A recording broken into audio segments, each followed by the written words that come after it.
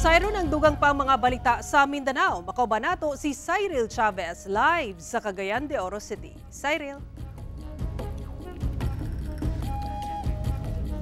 Salamat Sara. Aron dili mabalda ang transaksyon sa business sectors panahon nga adunay kalamidad. Ginuso karon sa Cagayan de Oro City Council ang programang Cellular on Wheels. Tumong niini nga mabutangan og signal sa komunikasyon ang Central Business District sa syudad. Ani ang report. Pinaagi sa usa ka technical working group nga gimugna sa Committee on Trade and Commerce sa Cagayan de Oro City Council. Gisugdan na ang paghimo sa mga gabayan aron mapatuman ang programang Cellular on Wheels sa Cagayan de Oro City. Sumala ni Councilor George Guking, chairman sa mong komitiba nga pinaagi sa National Telecommunications Commission kun NTC ug uban pang business organizations, laraw nila nga ipatuman kini sa syudad. Matag adunay kalamidad, usa sa mapirwisyo ang linya sa komunikasyon. Ang Cellular on Wheels ang tubag niini. Pinaagi sa programa, mamahimo nga magkasignal gyapon ang mga lugar kung asa butangan og makinarya. Target niini ang mga bangko, city hall, downtown ug uptown areas sa syudad.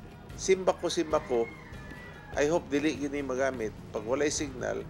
Ang radius aning equipment 3 kilometers.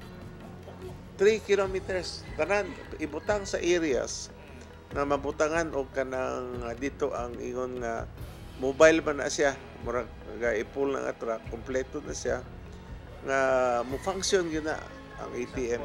O galing mahimong ordinansa, labing unang syudad sa nasod, ang Cagayan de Oro nga makapatuman niini. Dugang ni Guking nga nakita nila sa komitiba nga dako gyud og epekto sa ekonomiya ang mga nahitabong katalagman nga naigo ang syudad, labi na sa purchasing power sa katawhan.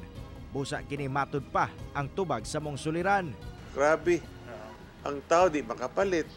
Ang tao basta murag topsy-turvy atong economy. So karon with this cow, we're ready. Among inisyatibo gisuportahan sa Cagayan de Oro City Chamber of Commerce. Labi pa nga dakong tabang kini aron mamintinar sa syudad ang pagpadagan sa ekonomiya bisan pa man sa giatubang niini nga mga kalamidad.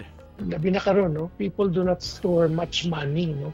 Ang nasa either nasa bangko siya, nasa card, or wala na, cashless na tayo. So if that happens, even available ang mga tindahan, wala kang cash, hindi ka maka-withdraw, how will you transact, di ba?